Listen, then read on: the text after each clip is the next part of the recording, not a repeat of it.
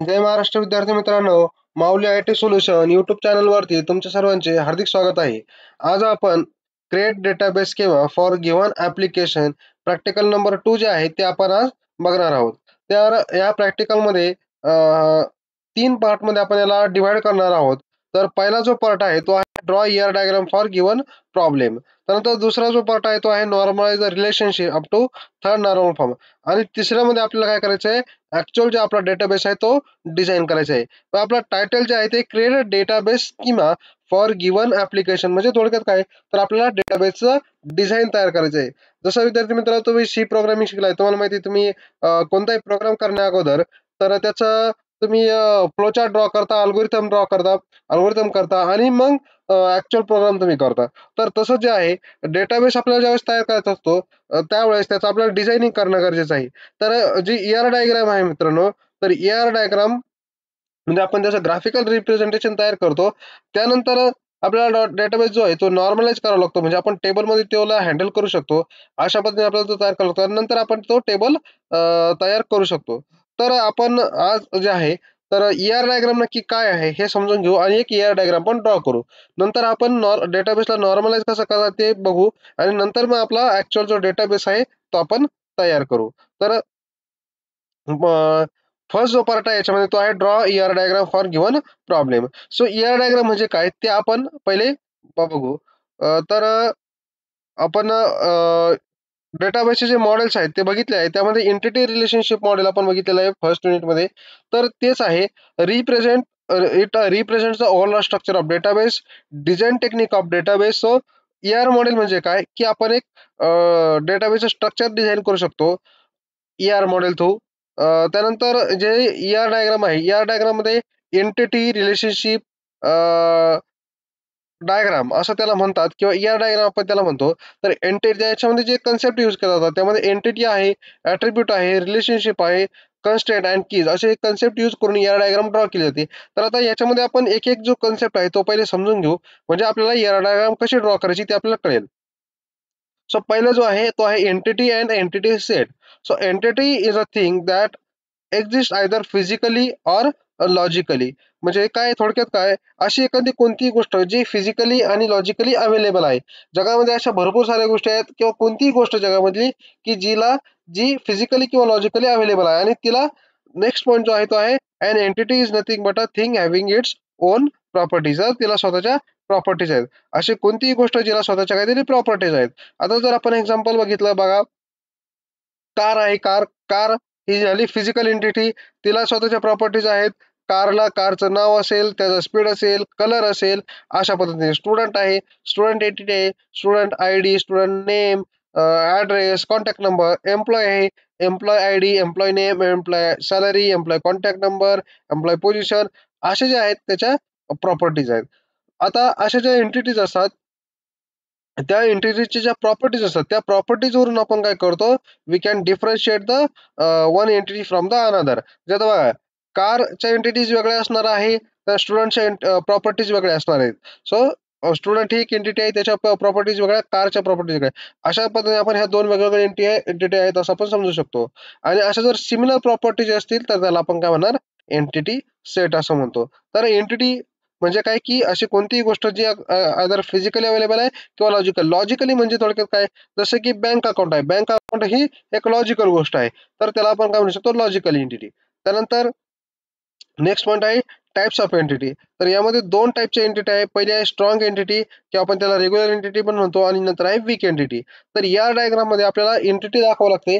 तर एंटिटी आपण दाखवणार आहोत कशाने, तर स्ट्रॉंग एंटिटी जर ती आपण दाखवणार आहोत ह्या सिंगल रेक्टँगलने. बघा आता एंटिटी, स्ट्रॉंग एंटिटी म्हणजे काय, एंटिटी तर कळलं तुम्हाला, फिजिकल किंवा लॉजिकल अवेलेबल असणारी गोष्ट जिला की स्वतःच्या काहीतरी प्रॉपर्टीज आहेत. आता स्ट्रॉंग एंटिटी म्हणजे काय, if an entity having its own key attribute specified then it is called as a strong entity. आता की ॲट्रिब्यूट म्हणजे काय, अशी एखादी एंटिटी की जिच्यामध्ये जिचा एखादा असा ॲट्रिब्यूट म्हणजे त्याचा एखादा प्रॉपर्टी जे जे काय व्हॅल्यू काय युनिक आहेत. आता जर स्टुडंट जर एंटिटी घेतली आणि स्टुडंट एंटिटीची जर प्रॉपर्टी बघितल्या, तर स्टुडंट रोल नंबर आहे, स्टुडंट नेम आहे, कॉन्टॅक्ट नंबर आहे आणि ॲड्रेस आहे. तर त्याच्यामध्ये स्टुडंट रोल नंबर जो आहे त्याच्या व्हॅल्यू युनिक आहेत, म्हणजेच तो काय आला त्याचा की ऍट्रिब्यूट. तर अशा की ऍट्रिब्यूट ह्या स्टुडंट एंटिटीला आहे, तर आपण त्याला काय म्हणणार, स्ट्रॉंग एंटिटी. आणि वीक एंटिटी म्हणजे काय, की जिला असा असा की ऍट्रिब्यूट नाही, डज नॉट हॅव अ की ऍट्रिब्यूट, तर त्याला आपण काय म्हणू शकतो, वीक एंटिटी. आणि ही जी वीक एंटिटी आहे ती डबल रेक्टँगलने आपण काय करतो, शो करतो. त्यानंतर आहे ऍट्रिब्यूट. ऍट्रिब्यूट म्हणजे काय, attribute is in characteristics or a property of an entity. Entity are represented by means their attribute, and attribute have their own specific values, and it is denoted by the ellipse. So attribute म्हणजे काय, आपण student entity घेतली, स्टुडंटच्या ज्या properties आहेत, जसे की roll number, name, contact number, address, यालाच आपण काय म्हणणार ऍट्रिब्यूट. आणि तेच काय असतील, त्या टेबलच्या स्टुडंट टेबलचे कॉलम्स असतील, त्या प्रत्येकाला काहीतरी व्हॅल्यू असते. जसं की स्टुडंट नेम आहे, त्याला स्वतःची काहीतरी value, so you on it's specific value. आणि हे जे ऍट्रिब्यूट्स आहेत ते आपण दाखवतो एक इलिप्सने. त्यानंतर त्याच्यामध्ये भरपूर साऱ्या टाईपचे ऍट्रिब्यूट्स आहेत. त्याच्यामध्ये single valued, multi valued, simple attribute, composite attribute आणि डिराइव्हड ऍट्रिब्यूट आहे. आता याच्यामध्ये बघा, सिंगल व्हॅल्यूड ऍट्रिब्यूट कशाला म्हणणार, it can hold a single value for the single entity. जसे की रोल नंबर आहे, रोल नंबर हा एकच असणार आहे, मग त्याच्यासाठी हे सिंगलचा आपण वापरू शकतो. ते जर आपण बघितलं तर कॉन्टॅक्ट नंबर दोन असू शकतात, ऍड्रेस पण दोन असू शकतात. सो त्याच्यासाठी आपण हे वापरू शकत नाही. तर सिंगल ज्याची व्हॅल्यू सिंगल आहे त्यासाठी आपण अशा पद्धतीने वापरू शकतो. त्यानंतर मल्टी व्हॅल्यूड ऍट्रिब्यूट, त्यासाठी आपल्याला डबल इक्लिप्स आपण वापरतो, आणि ज्याच्या व्हॅल्यू की दोन आहे, जसं की आता कॉन्टॅक्ट नंबर दोन व्हॅल्यू असू शकतात. त्यानंतर आहे सिंपल ऍट्रिब्यूट. सिंपल ऍट्रिब्यूट काय सांगतो बघा, can not be further divided. Can not be further divided means काय, बघा, जसं की आता नाव आहे, name, name can B divided into the first name, middle name and last name. So आता ते डिवाइड होते, पण जे डिवाइड होऊ शकत नाही, जसं की स्टुडंट एज आहे, स्टुडंट एज हे डिवाइड करू शकत नाही आपण. तर असे जे ऍट्रिब्यूट्स आहेत त्याला आपण काय म्हणणार, सिंपल ऍट्रिब्यूट. दुसरं आहे कंपोजिट ऍट्रिब्यूट. कंपोजिट ऍट्रिब्यूट म्हणजेच काय, कॅन बी फर्दर डिवाइडेड, जसं की नाव, name, name can be divided into the three parts, sub parts. Then derived attribute, not physically exist in database, but we can calculate the value from present attribute. So आता derived attribute म्हणजे काय, की जो database मध्ये नाही किंवा physically available नाही, पण त्याची व्हॅल्यू आपण काय करू शकतो, कॅल्क्युलेट करू शकतो. बघा, आता एक टेबल आहे ज्याच्यामध्ये स्टुडंटचा एज हा कॉलम आहे, आणि त्या एज वरतून आपण ऍव्हरेज एज जे आहे ते कॅल्क्युलेट करू शकतो. तर जे ऍव्हरेज एज आहे त्याला काय म्हणणार आपण, डेराइव्ड ऍट्रिब्यूट, आणि ते दाखवणार आपण डॉटेड इलिप्सने. त्यानंतर आहे की ऍट्रिब्यूट. की ऍट्रिब्यूट म्हणजे काय, त्याच्यामध्ये काय युनिक व्हॅल्यूज आहेत, युनिकली आपण काय करू शकतो, त्यांनी ऍट्रिब्यूटनी, त्या ऍट्रिब्यूटने आपण सर्व रेकॉर्ड्स काय करू शकतो, युनिकली आयडेंटिफाय करू शकतो. ते कशाने दाखवणार आपण, इलिप्स मध्ये त्या ऍट्रिब्यूटच्या नावाखाली काय देणार, अंडरलाईन देणार. अशा पद्धतीने हे सर्व ऍट्रिब्यूट्स आहेत, त्या हे ऍट्रिब्यूट्स त्या ऍट्रिब्यूट्सला देणार आपण, सॉरी, आपण एंटिटी, आणि त्या एंटिटीला आपण देणार हे ऍट्रिब्यूट, म्हणजे त्या एंटिटीच्या प्रॉपर्टीज. त्यानंतर नेक्स्ट पॉईंट आहे रिलेशनशिप. रिलेशनशिप आपण दाखवणार डायमंडनी, म्हणजे थोडक्यात दोन एंटिटी मध्ये काय रिलेशनशिप आहे ते आपण डायमंडनी दाखवू शकतो. जसं की teacher teachers to student. So हे जे टीचर्स जे आहे ते आपण डायमंड मध्ये दाखवणार, आणि त्या दोघांमधलं आपण रिलेशनशिप दाखवू शकतो. तसं आपण अजून एक एक्झाम्पल म्हणू शकतो, patient admitted. Patient is the entity, admitted in the relationship, and admitted in hospital. Hospital is a entity. हे झालं रिलेशनशिप. आणि यामधले जे रिलेशनशिप आहे ते आपण दाखवतो या लाईनने. बघा, याचं आपल्याला एक्झाम्पल बघायचे कोणत्या कोणत्या टाईपचे रिलेशनशिप आहेत. तर आहे, पहिलं जे आहे ते सिंगल एंटिटी किंवा युनरी आपण रिलेशनशिप जे म्हणतो, आणि ते सिंगल एंटिटी सोबत असतं. बघा, person in a relation with person, जसं की आपण म्हणतो सेल्फ लर्निंग, तर स्वतः सोबत रिलेशनशिप, त्याला आपण म्हणणार युनरी रिलेशनशिप. त्यानंतर आहे बायनरी. बायनरी म्हणजे काय, दोन एंटिटी मधलं रिलेशनशिप. बघा, teacher teachers to the student, याला आपण म्हणणार बायनरी. त्यानंतर तीन एंटिटी मधलं, त्याला आपण म्हणणार टर्नरी.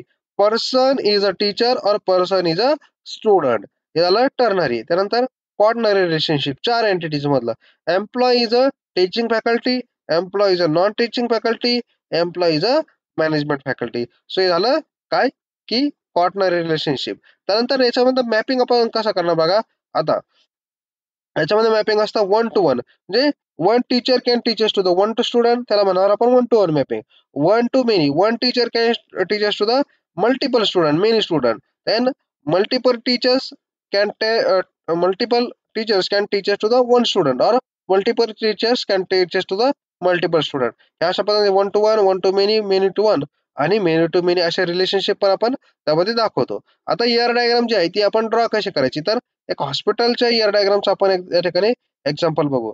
बघा इथं पेशंट ही आहे एंटिटी आपण रेक्टँगल मध्ये घेतले. त्यानंतर त्याचे ऍट्रिब्यूट्स, त्याचे ऍट्रिब्यूट्स काय, पेशंट आयडी हे की ऍट्रिब्यूट आहे आणि हा युनिक असतो, मग त्याला आपण अंडरलाईन केले. त्यानंतर patient name, patient diagnosis, patient address आली एंटिटी. त्यानंतर आपण दुसरी एंटिटी आहे hospital, hospital ID, hospital name, hospital address आणि हॉस्पिटल सिटी, हे झाले त्याचे ऍट्रिब्यूट्स. त्यानंतर आहे doctor, doctor ID, doctor name, qualification आणि सॅलरी हे त्याचे ऍट्रिब्यूट्स. त्यानंतर medical record, record ID, date of examination आणि प्रॉब्लेम हे पण त्याचे झाले ऍट्रिब्यूट्सच्या मेडिकल रेकॉर्डचे. त्यानंतर आपण बघू relationship, patient admitted in hospital हे झालं त्याच्यामध्ये relationship. So number of patient many to one, number of patient can admitted in one hospital, so many to one.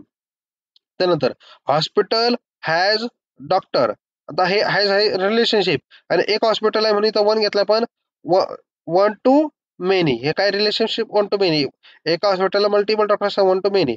तसंच इकडे आहे patient has a multiple medical record, so has a relationship one patient has a multiple record. तर अशा पद्धतीने आपण ही AR diagram जे आहे त्या वेगवेगळ्या एआर डायग्राम आपण ड्रॉ करू शकतो. तर विद्यार्थी मित्र, हा आपलं जे प्रॅक्टिकल आहे सेकंड प्रॅक्टिकल, याचा फर्स्ट पार्ट आपण या ठिकाणी मधला व्यवस्थित बघा. याच्यामध्ये जर तुम्हाला काही प्रॉब्लेम असेल तर ह्या व्हिडिओच्या डिस्क्रिप्शन मध्ये माझा नंबर आहे, ईमेल आहे, व्हॉट्सअप ग्रुपची लिंक आहे, त्यावर तुम्ही जॉईन होऊन घ्या आणि त्याच्यामध्ये तुम्ही तुमचे प्रॉब्लेम जे आहे ते माझ्यासोबत डिस्कस करू शकता. व्हिडिओला जास्तीत जास्त शेअर करा, लाईक करा, सबस्क्राईब करा आणि कमेंट पण करा की तुम्हाला व्हिडिओ कसा वाटला. थँक्यू. जय महाराष्ट्र.